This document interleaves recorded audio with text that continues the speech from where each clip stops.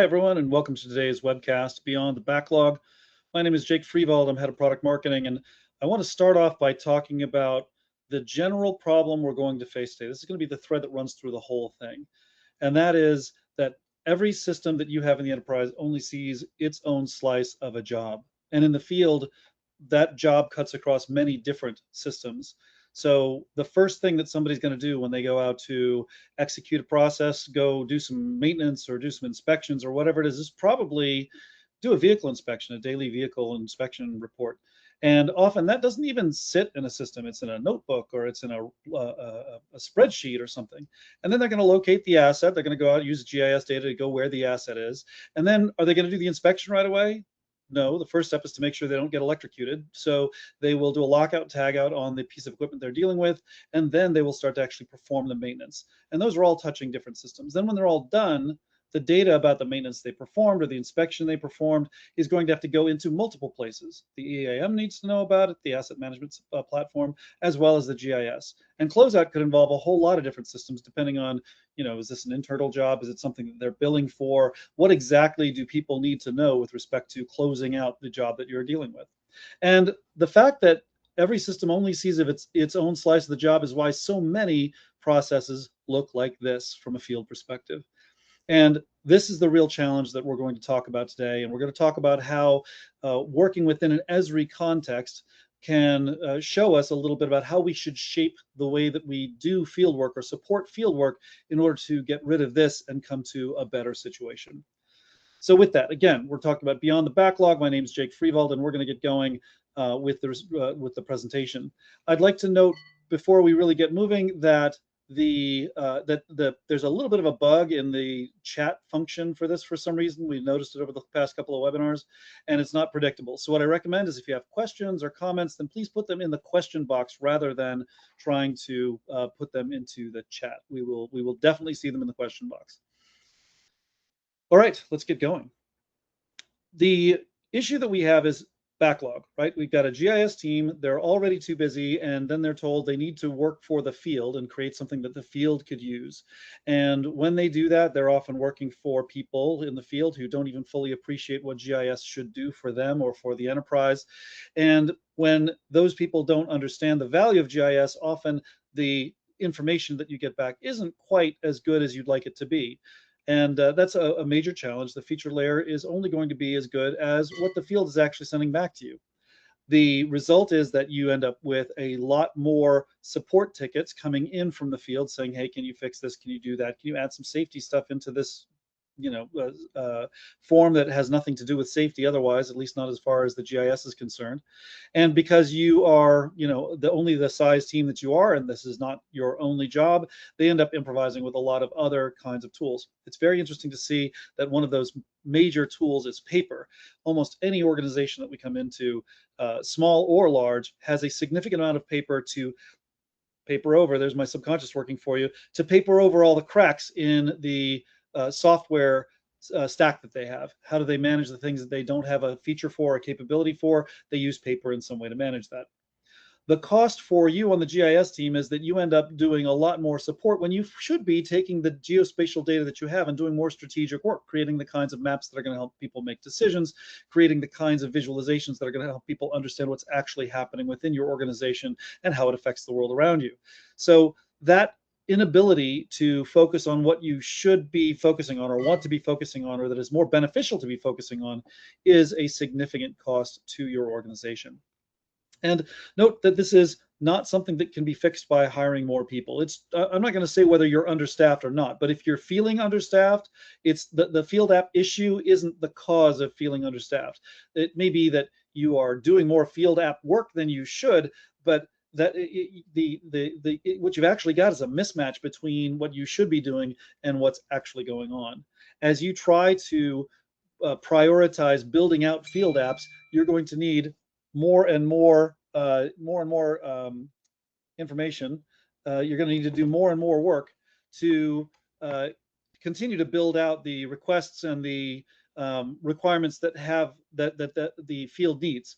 And all you're really doing is throwing bodies and money at the problem, which is really not a bodies and money problem. But the problem is that you've got actually a mismatch between what the GIS should be doing and what the GIS is actually being forced to do by the fact that there's a lack of other tooling in place.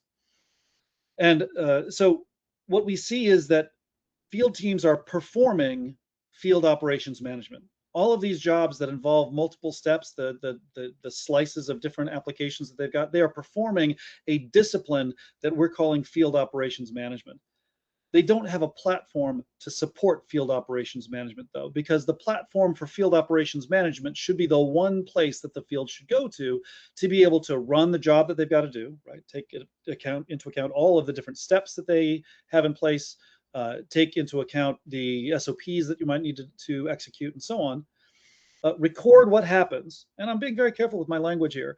We're not just doing inspections, so it's not just about data collection. There are a lot of things that people do that do in the field, like vegetation management or a maintenance work or an installation. Those are not data collection. The people who are doing them don't think of themselves as data collectors. They think of, they're wielding chainsaws and wrenches and stuff. So it's not that we are doing data collection per se, but we're recording what happened in the field. We're turning their actions into some kind of data. And then at the end of the day, they've got to prove that they did what they said they were going to do when they said they were going to do it, and they did it to specification. In other words, they need to close out their work. So how do they close out their work? By using the data that was recorded as they were running their operations. So we've got a process, either that we do or that gets done to us, called field operations management. And we've got a platform, or we need a platform that helps us to run, record, and close out the work. As we think about this, many of you coming from a GIS background are thinking, well, we do inspections using field maps or Survey 123. And so I can think about the kinds of data collection that I would do for certain types of inspections. And that makes a certain amount of sense. But even one inspection might be more logic than what you would fit normally into a form. If you have an inspection that involves a lot of branching logic, that can be very complicated to build into something like Survey 123. You're not just editing a feature layer to get that job done. There's a lot of different kinds of things you need to be thinking about as you execute that job. And in addition, the job, remember, is not just about the thing that you are doing, the inspection that you're engaging in. So you have to remember that lockout, tagout that you're doing before you actually get to the inspection that you're performing. So there's more than one piece that goes into the form that you would otherwise build out. And that becomes really complicated. If you think about lockout, tagout, just as one example, the lockout, tagout process for a given piece of high voltage equipment, or for a vehicle, or your cherry picker, whatever it might be, all of those lockout, tagout instructions change depending on what kind of equipment you're looking at. And how sophisticated does your app need to be in Survey 123 in order to handle that lockout, tagout across multiple different kinds of pieces of equipment?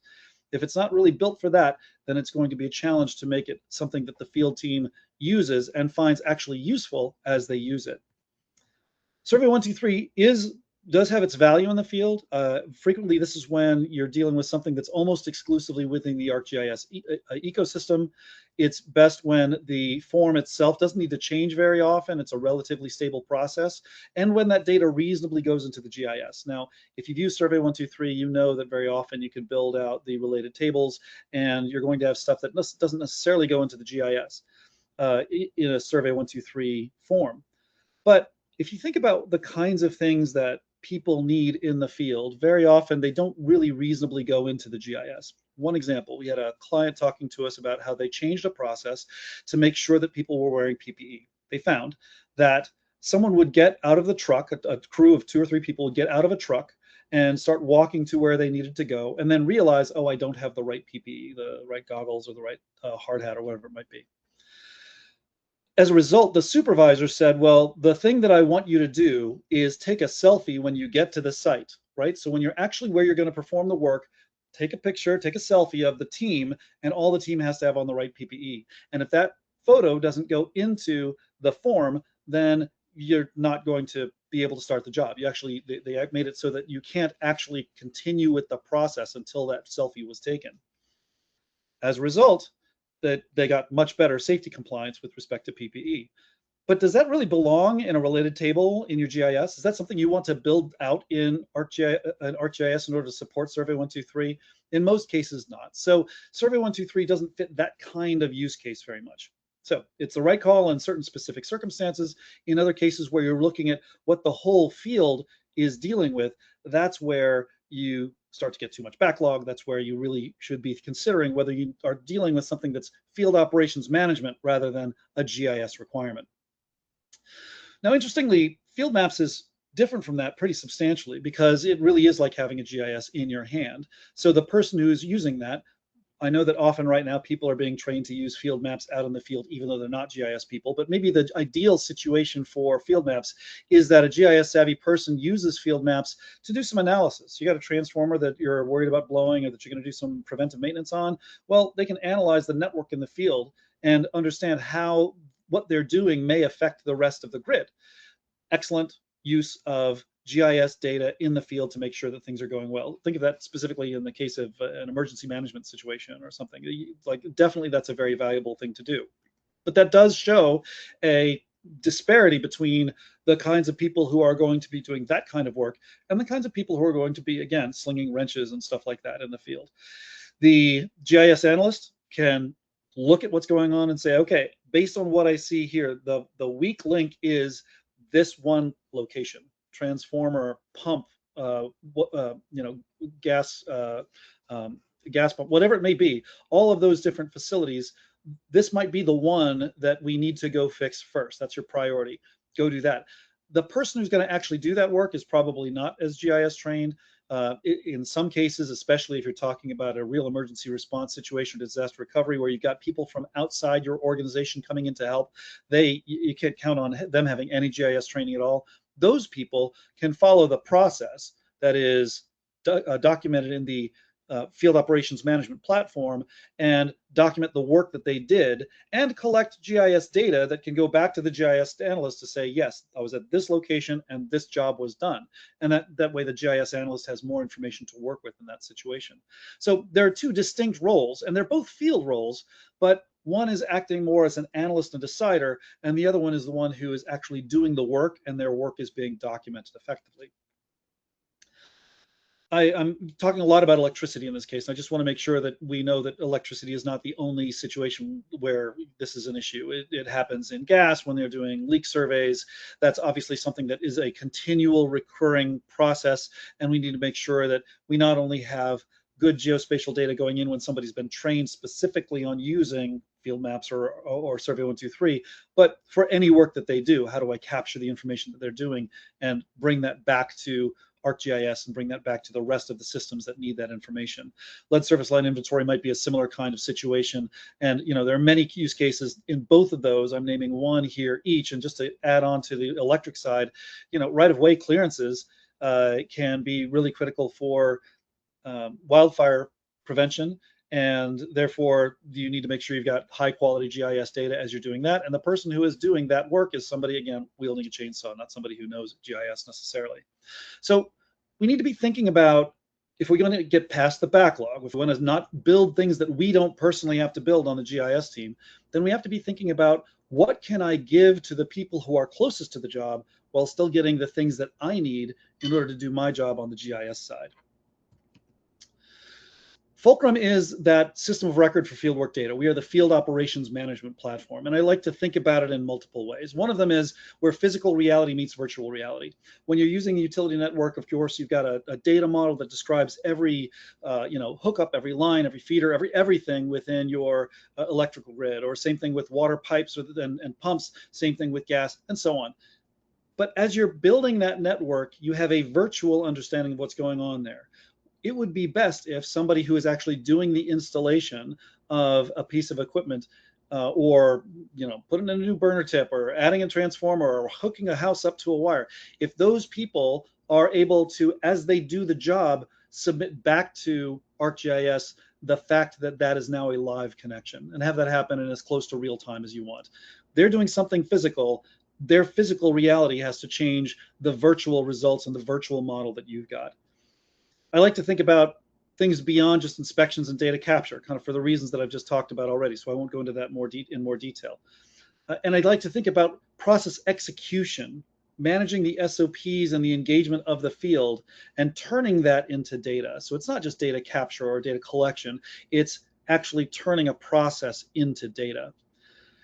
What I'm not interested in doing is trying to pretend that Fulcrum is a general purpose geodatabase. You're not going to do analysis in Fulcrum in significant ways. There are capabilities within Fulcrum to do some of that work, but it's not, you're not, it doesn't replace ArcGIS for that purpose. It's not a general purpose geodatabase. It's also not an asset management platform. There's a ton of stuff that goes on in asset management that goes beyond just the individual instances of doing a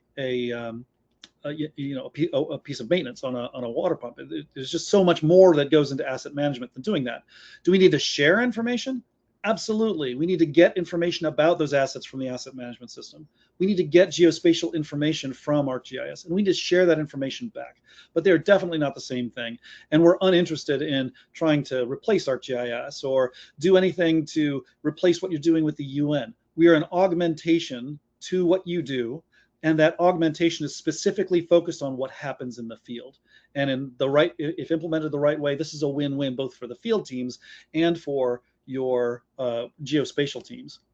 So in summary, there's a lot of tools here. ArcGIS is a platform, Fulcrum's a platform. Between the two, you can see Field Maps and Survey 123. They all have their own functions, and they are all useful, very useful for the thing that they do. We just have to keep in mind what we're using the tool for and making sure that it aligns with the job that we're doing. Now, one of the great things about using a platform like Fulcrum for this kind of job is that you get the spatial depth that you need.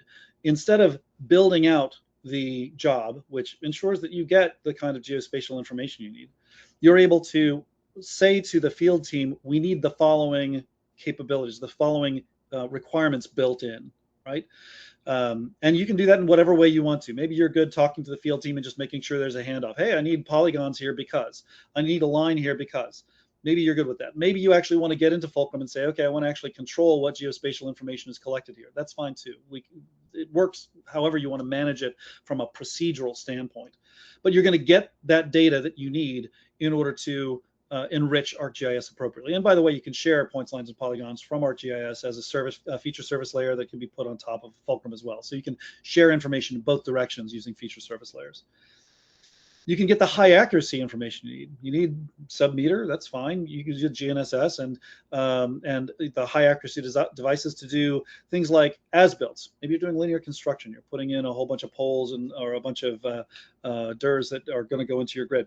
No problem. Make sure that when they pour the concrete, you get a GNSS point at each corner, and you'll have your sub-centimeter record of exactly how that was built, and you'll have your as-builts that are and show the variance with what was designed. You'll have all that information laid out very precisely and captured within both ArcGIS and any other system that needs it.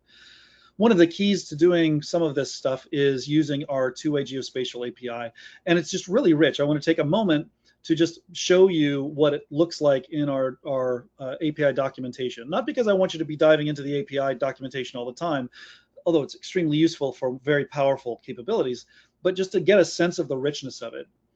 I've clicked one here, the geometry feature collection. You can see that we're using turf.js in order to do the calculations that are involved. You can see some sample code that gets put in place there. But you also, if you look at the right-hand side, there's a lot of different geometry capabilities that are built into Fulcrum. And there's more besides. Those are just the ones that start with geo. So there's a lot of richness within that API to make sure that you can get what you need to from Fulcrum without necessarily building out everything that happens within Fulcrum. Fulcrum, by having a rich API, by having the kind of richness that we have with our development capability, is really what we see as the builder platform for the field. You're going to create, not you actually, the GIS team is not going to do this. Typically the field team is going to build workflows to fit their job.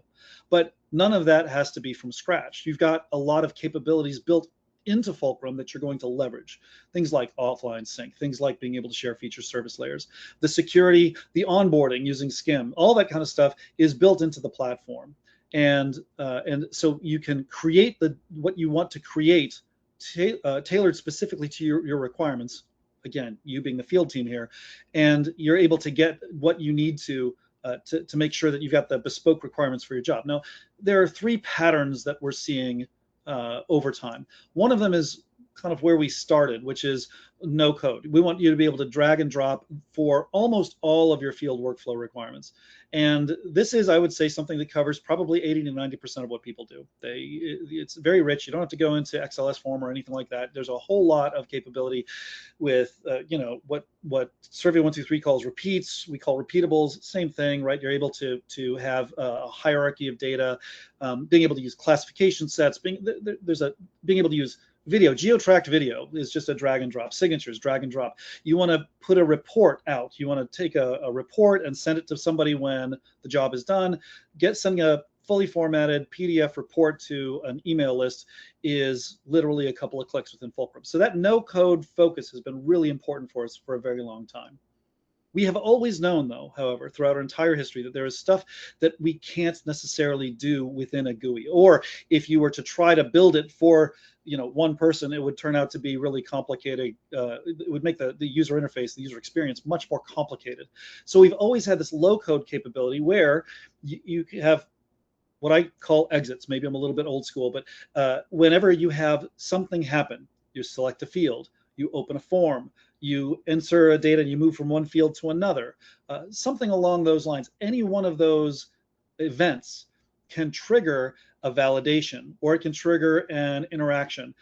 Think about using, you open up a form, and instead of having somebody type with two thumbs, oh, it looks pretty sunny out today and it's kind of warm, you can actually call a local weather station using a web service and get back information like it's 72 degrees and sunny and the relative humidity is 54%. Like that kind of event-driven interaction is really important. Also, integrations with field tech. I'm thinking here of the hardware that is sourced for the field, whether that's a GNSS device or whether it's we have one case where we built in a sensor for the drilling tip of a drill and tried to and captured the temperature of that drill bit to make sure that it wasn't going out of specification. We can do that kind of thing. All of that kind of integration might happen as a result of any of the events that happen within your data collection process or the process you're following. And as a result, you're going to write a little bit of code to do that, but it's not a lot of code. We try to keep that as simple as possible. And those data events are things that are really straightforward to build.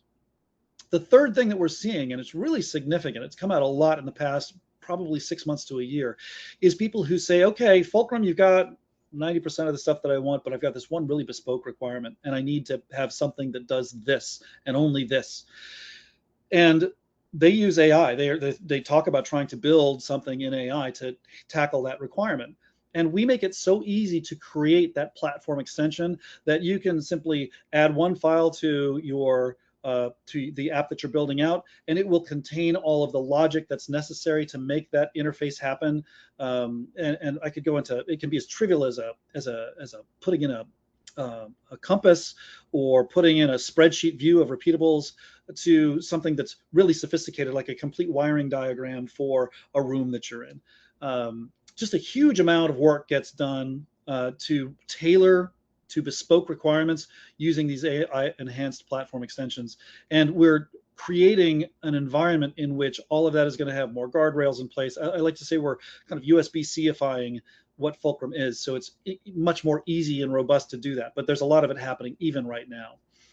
If you think about what all of this does, Fulcrum being the builder platform for the field, it really keeps the division of labor much more regulated, much better than it would be otherwise.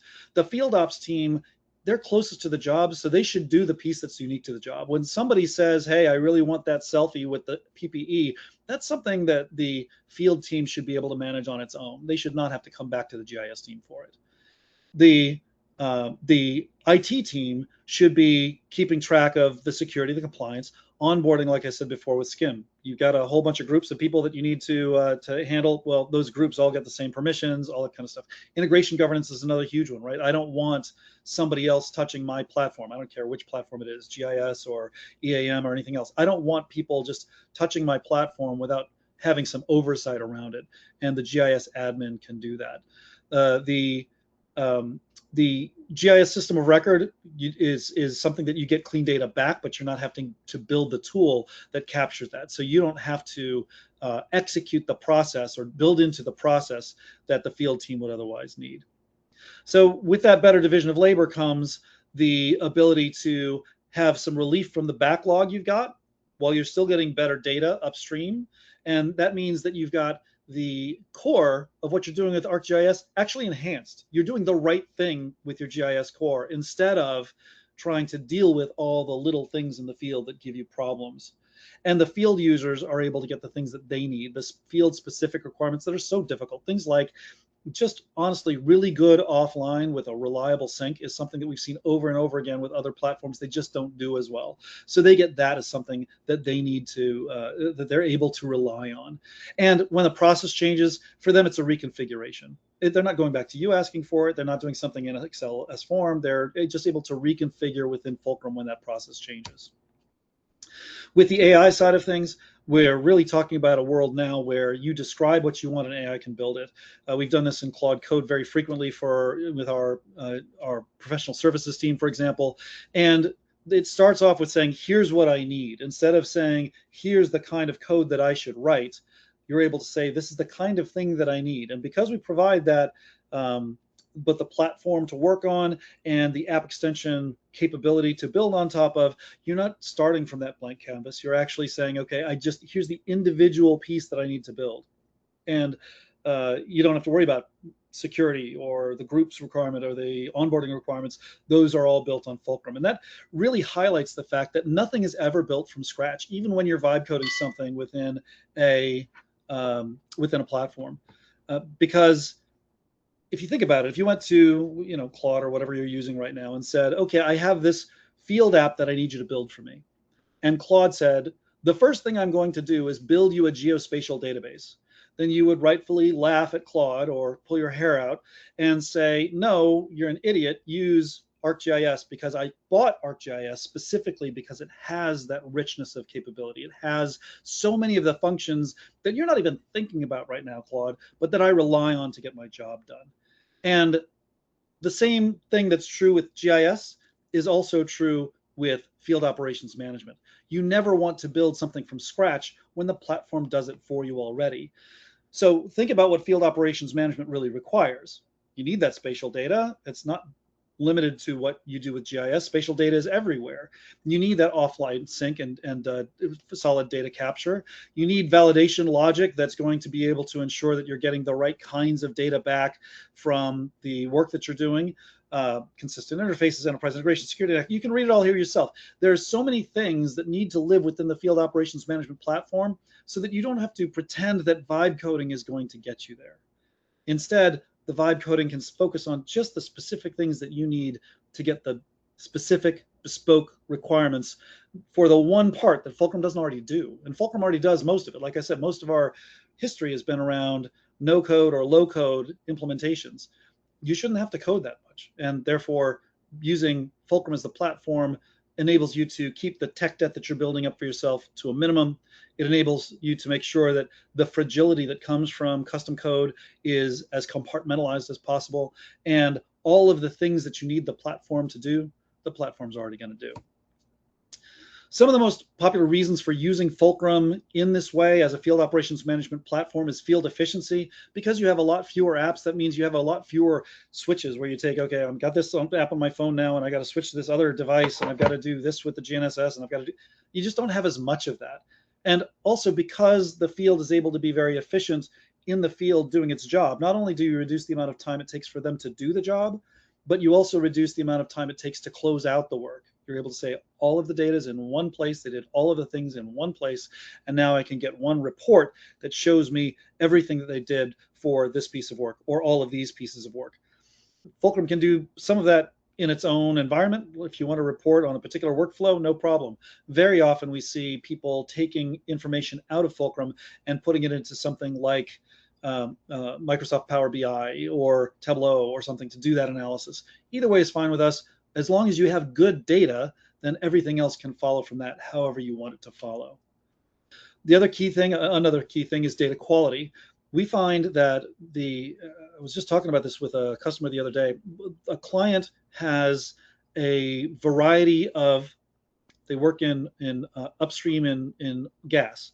So you have wellheads, gas wellheads scattered across a certain geographic area, large geographic area, and their job is to go out and find those wellheads and do maintenance on those wellheads. And one of the things that they do is find the wellheads in the first place. Very often the records that show where that wellhead is are in the owner's hands, not in the gas company's hands. And they're often on paper rather than being well geolocated. So the first job is to take the paper, figure out where the wellhead is. And the first step is to say, okay, well, I'm here. And now you know exactly where your wellhead is. They actually are one of the chief benefits they give to their customers is the fact that they have good, high quality geolocated data that tells them then precisely all the other things they didn't know. What the serial numbers are for various pieces of equipment, what the model types are for various pieces of equipment, all that kind of good stuff. And they're able to capture that right then and there. And I imagine if you think about it, there are a lot of places where your organization can benefit from data quality, excuse me, excuse me, where your organization can benefit from higher data quality, either in the field, which is very commonly one of the places that gets the least data quality, and or downstream, the secondary and tertiary effects that take place when you've got good, high quality data. You can make better decisions about where you're going to be drilling gas from, in the case I just gave you, or where you're, or other requirements, how I'm going to staff, how I'm going to, what kinds of equipment I'm going to be rolling out, which pieces of equipment I'm going to be rolling out, what assets I'm going to be rolling out. And then the third major piece that people come to us for is integrated safety. We know that integrated safety saves lives. That's not a controversial statement. But we also know that if we don't have the safety steps built into the process that people engage in, then those steps will get cut from time to time. It's one of the things that you hear when people talk about safety all the time. If I can't create a culture of safety, if I can't create an environment in which culture is integrated into all of the things that I do, then it will always be bolted on and will not be built in. So integrated safety is another one of those areas that becomes really important when you're trying to ensure that your field teams stay safe. The net result of all of this is that you've got one job. Instead of having all of those different boxes that I showed at the beginning of this presentation, you've got one job for the field, and it all lives in one place, one field operations management platform. And that field operations management platform gets the information, the context that it needs from ArcGIS, of course, but all the other systems as well.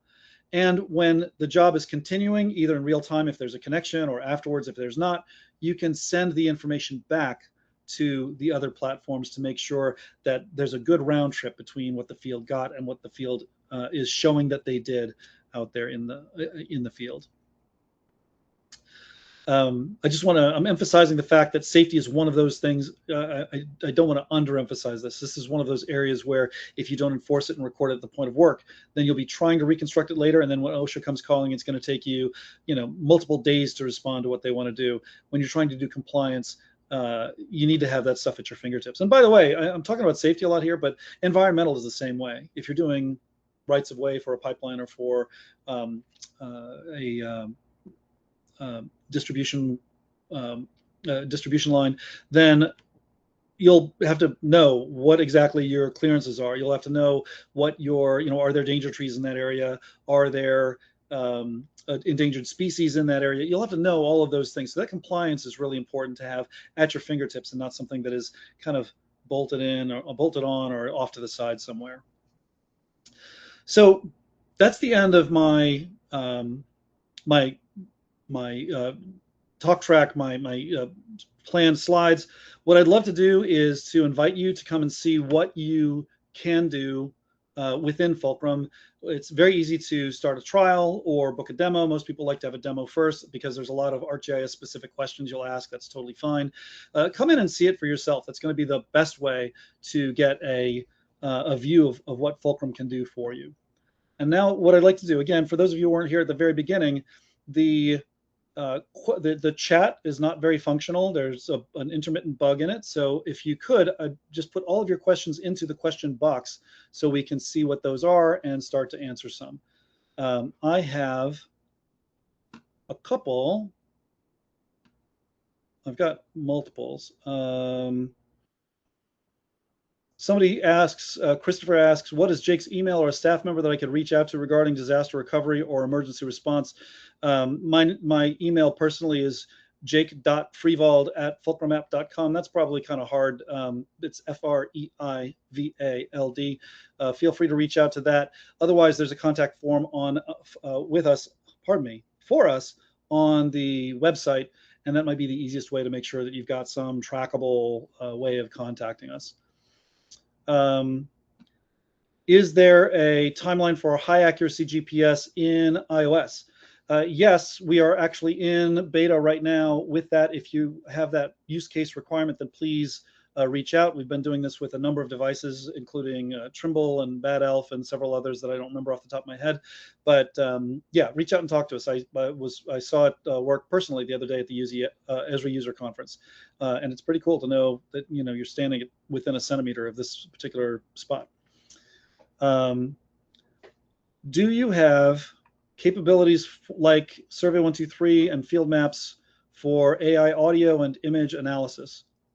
I think what this is asking is, Survey123 and field maps have AI audio and image analysis. Do we have capabilities like that? Yeah, and let me know if that's not. Our approach to AI is a little bit different from the way you see Esri building out their things right now, their capabilities right now. If you were to go into Survey123, you would go into a particular form, and in that form, you would, I'm not going to describe this perfectly, so if you are familiar with this, please feel free to correct me, but you would go into the form and you would say, okay, for this field or for this app, this form, I want to create a way to capture the audio, and then I will specifically relate that audio back to some specific data fields. For example, the way that audio fast fill works is a little bit different. You don't have to turn it on a per form basis or a per app basis. For any workflow, it's available just on the screen. And when I won't be able to share this properly, so I can't do that, but you would, there's just a button you can click. And when you click that button, you can talk into it as if you were just responding to questions that are in the form, but you don't have to be looking at it, obviously. You can look at it. You can scroll through and see it as it's taking dictation. And as you do that, it'll figure out what data goes with which fields in that form. So it automatically figures out the context that you're in and maps what you're saying to anything that fits that context. And that's pretty cool, because when you've got a classification set, you've got white oak, right? You've got genus and species and whatever, and the common name is white oak. You can say, oh, it's white oak, and it will figure out, white oak might be 3 levels down in a classification set, but it'll pick the right point in that classification set and just select all of the appropriate things to get you there. It'll help you check multiple boxes, and when you're doing multi-select checkboxes, it'll help you do that. If there's things that it doesn't understand, it can put that into the comments field, and therefore you can still capture the information even if it doesn't go into a particular data field. And then, of course, if you see that something didn't quite get heard right or something, then you can change that. You can go back in and edit that. So people do spend a little time looking and making sure that it caught the right information, but all of that information should be caught, and it's a lot easier to get that information in without typing with 2 thumbs a lot or tapping a lot, especially on forms. There are trade-offs to this, and if you have a data-rich form, then this tends to work extremely well. It's hard to beat a form that's designed for tap, tap, tap, tap, tap. So if you if you have that, then you might not use audio fast fill. So, but the point is, you can use audio fast fill on either of those, and just use whichever one you prefer as a user. Sorry, and you asked about photos as well. And yes, there is a similar capability, photo fast fill, which enables you to do things like object recognition or take a picture of a nameplate on a piece of equipment, and that information comes back to you, like the serial number, the model number, this is 3-phase, it's a water pump, whatever it might be. All that stuff comes back and can fill out the form as well.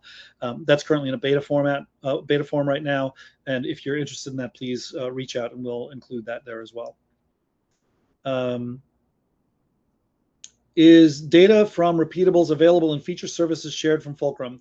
I am not an expert on that particular question. I'm going to answer yes because I believe it's true. I have not heard people say, "Oh, this is a problem or a deficiency that we have to correct somewhere." So I will. So I believe that that's correct. Again, if that's part of your use case, contact us and we will make sure that you've got the right answer for your use case.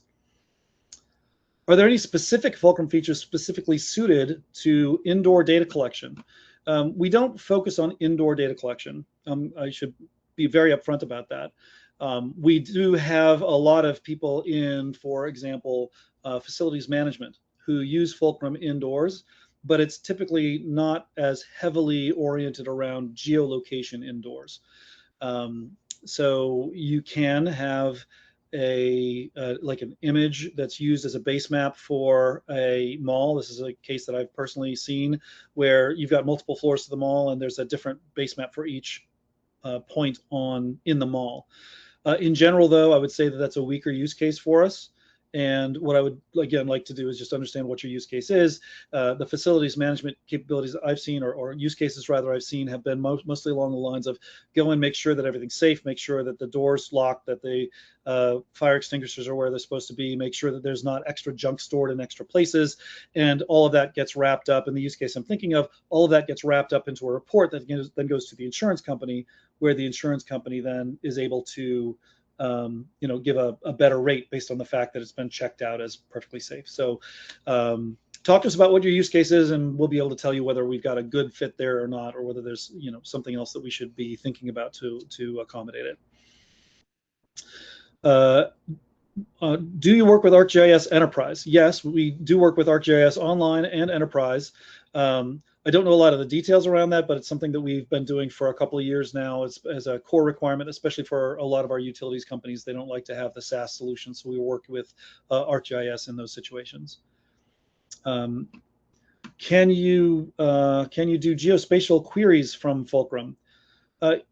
Yes, but I want to caution that very often, again, we're about running, recording, and closing out the work. So very often the geospatial queries that are used in Fulcrum are things like, what's the closest pole to where I'm standing right now? Can I go, take a look at that? Or where am I on this line? There's all that stuff that I showed earlier with respect to the API. All of those capabilities are available for use inside Fulcrum at any time.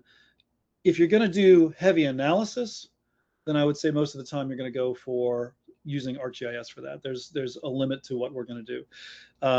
If you were to look at Fulcrum and you had a data set that included things like like a bunch of pole inspections, then you can bring those up on a map. You can see all the different statuses for what those look like.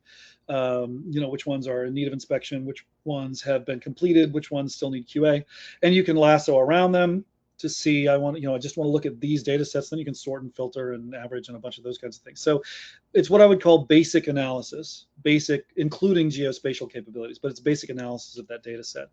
If you're trying to create maps using specific sophisticated GIS capabilities, that, again, to me, that's definitely in the ArcGIS realm rather than in the Fulcrum realm. We're not trying to replace ArcGIS in that sense. What do you do for licensing? Licensing, there's actually multiple aspects to this question. One of them is, what's the licensing for Fulcrum? And that's on our pricing page. I don't really talk about pricing very much. If you have if you want to go to the, fulcrumapp.com/pricing, that's where the pricing is, and you can see what the different tiers are. You can see, what features you get for which price. It's at a core level, it's either a per user basis or there's an enterprise license agreement, which helps manage what happens when it's not ideal to have that kind of situation. The other question that you're probably maybe thinking about is, what's the licensing related to Esri? We run on the ArcGIS SDK. So what you're going to see in Fulcrum, generally speaking, is what you get with the ArcGIS SDK. You're going to see Esri maps. You can see Google Maps through the ArcGIS SDK now, so you might see Google Maps if that's a priority for you, or OpenStreetMaps. That's the lines and polygons interfaces. All those things are going to look pretty familiar because we're using that capability. But if you're a Fulcrum user, that doesn't mean that you have to have an ArcGIS license to read a public feature service layer. You would have a private feature service layer. You don't necessarily have to have an ArcGIS license to capture geospatial data. That just goes into Fulcrum. That's not something that is going to be, you don't, because you're not working within ArcGIS, you're working within Fulcrum's data store that captures all of that process data for the field. That's something that we're going to capture in Fulcrum, and that's not something that requires a separate ArcGIS license. Are there subtleties there? Yes. I'm going to sound like a broken record. Bring us your use case, and we will talk about what that needs to look like for your particular situation. Somebody asked, missing the beginning of it, how is Fulcrum, and you're from Australia too, so it's very early in the morning there, or late at night. How is Fulcrum integrated with the Esri system? Is it through APIs or something else? We are built on the SDK. That's part of the answer to the question. So like everything we do goes through Esri as part of what we do. All of that is going to be very familiar to you. Working with ArcGIS in general frequently involves feature service layers where we just share a feature service layer and ArcGIS is able to get it. Likewise, very often when people are trying to use Fulcrum in the field, they may have an overlay of multiple ArcGIS feature service layers. Again, the licensing there is based on whether those are public or private. If it's a private one, obviously you're going to have an Esri license to see that. And you can have multiple layers open at any given time. So at the basic level, the feature service layer is the way that that happens. There are a variety of other things that we do, including import and export using shapefiles, and that's probably the most common one I hear, that when people are trying to get things back and forth. And I know that there have been a number of specialized engagements within the field where we're trying to mimic exactly what ArcGIS does. And so there's a little bit of a build out and a handshake to make sure that this lines up precisely with that, and the two are really tightly integrated using our APIs. So that would be more of an API-oriented integration. I don't know the technical details about why they would choose one over the other, but that's the gist of it. And then same person asks, can you edit data in ArcGIS Pro or ArcGIS Online and push the changes to Fulcrum or vice versa? The answer is yes. There's a couple of different ways to manage that, like I just talked about, and that's and again, that's something we'd want to talk about use cases there to say exactly how you would do that for your use case to be as good as it could possibly be. I think that might be all of the questions I've gotten. There was a lot of them. Thank you very much. Nope, I got one more. How much GIS training do Fulcrum users need? One of the key things about Fulcrum is that we're built for the field itself. We're very focused on the field. And so we want to have as little GIS training as possible to be required of those people.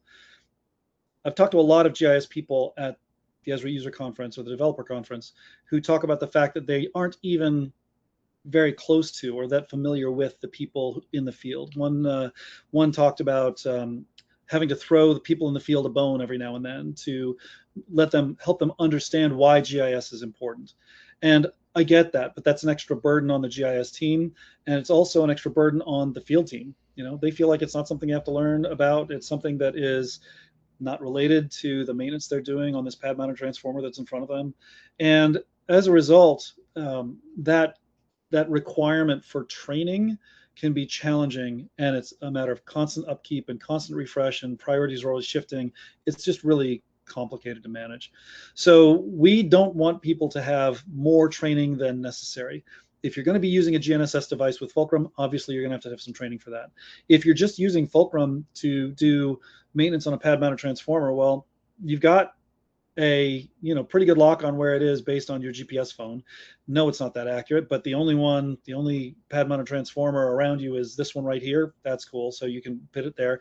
And by the way, in Fulcrum, you can, if you've got 3 transformers in a row or 3 HVAC units or whatever, then you can move the map a little bit just to make sure you've got the right one. Oh yeah, this is centered on the second one. I'm on the second HVAC unit. So here it is.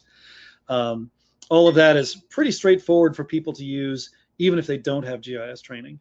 So a lot of the question about how much training they need depends on the specifics of the use case, the requirements of the requirements of the GIS team about the types of data they get back. And for the most part, honestly, it's not that big of a deal. I would say most of the people who do work with Fulcrum are not GIS people, and they are not trained to use GIS, and they get perfectly good results using Fulcrum without having had that GIS training. So I hope that answers the question. It's a little generic, but hopefully it answers.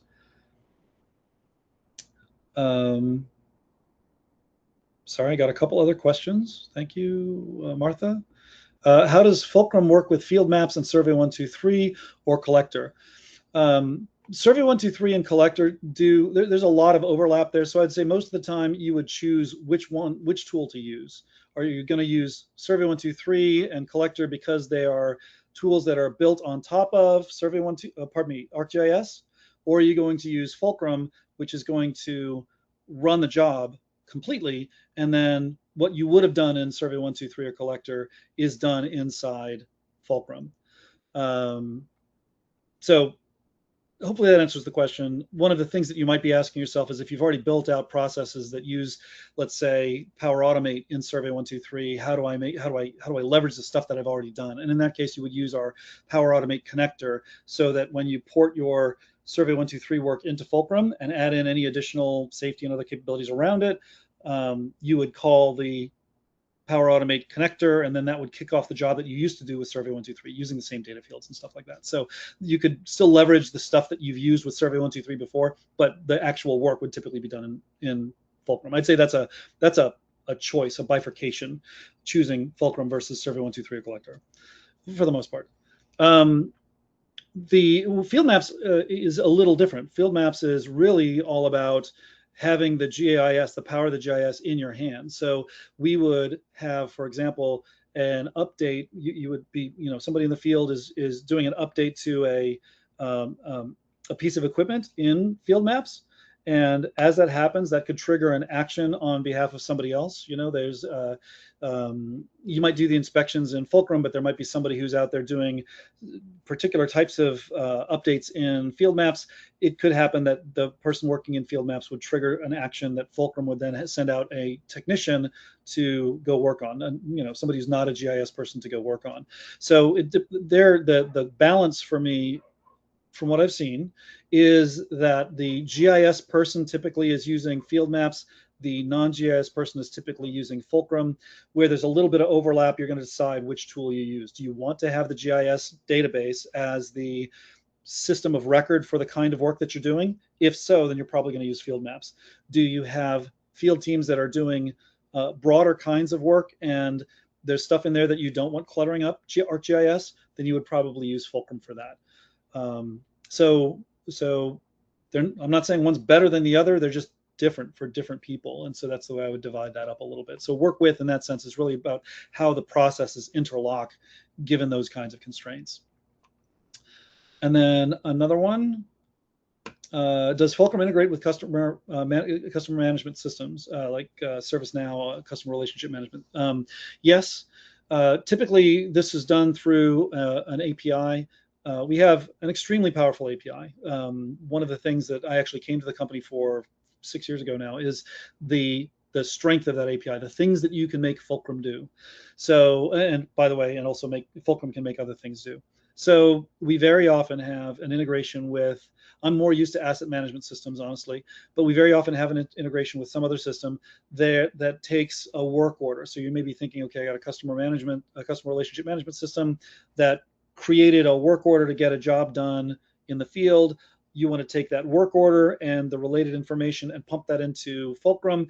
The Fulcrum user then goes through the processes necessary to finish that work order, and the work order then gets pushed back. The results of the work order getting done or being found to be not completable or whatever it may be, that gets pushed back to the CRM application. That's very common. The usual way for that kind of integration, whether it's EIM or CRM or anything else, really, except for the way that we work with ArcGIS, the usual way that kind of integration works is that the definitions for the requirements go into the master system.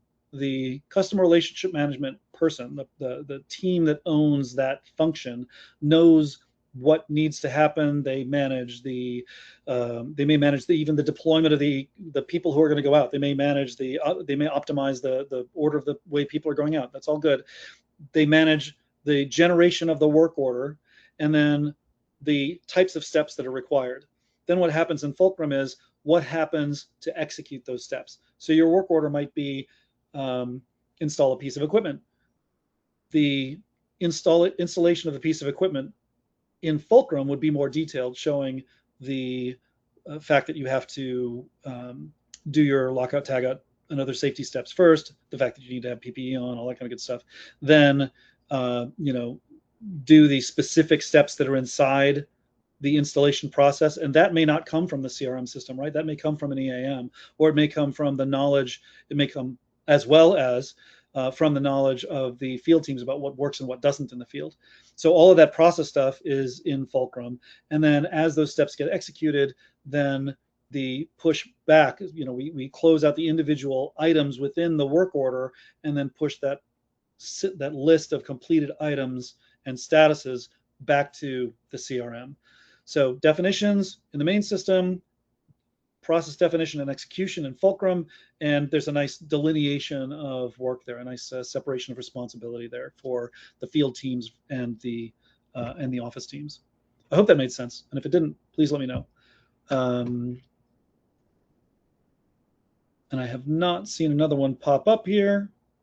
Got about 5 minutes left, so you got about 2 minutes before I say that we're all done. Okay, nothing else coming in so far.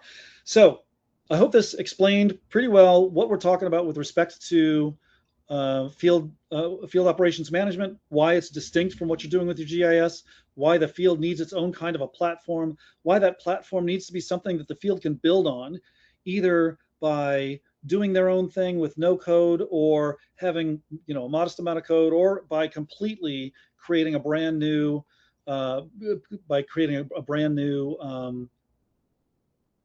AI generated extension. I'm getting another request for my email. Kurt, behind the scenes there, would you mind putting my email address into the chat? That may be the best way to get it out there, or responding to the question or something. And how that differs from ArcGIS. I'm not ever competing with ArcGIS. We're just not the same. We have different roles, different functions, and we're both important for the enterprise, just in very different ways, despite the overlap that comes from the fact that we both serve the field so strongly. So I hope that was clear for today. I really appreciate you taking the time. You had a lot of things you could have done today, and you chose to spend it with us, so I appreciate that very much. Reach out to us, book that demo, come to fulcrumapp.com, and let's have a discussion about what you're trying to accomplish in the field and seeing how that can be more effective using a field operations management platform. My email address is in the chat. Thank you very much to everybody who attended. If you want to grab that, I'm going to wait about another 10 seconds, and then we will head out. 10 seconds of silence is really awkward, isn't it? But it's for a good reason, so I'm willing to do it for you, the home viewer. All right, thank you very much, everyone. Have a great day.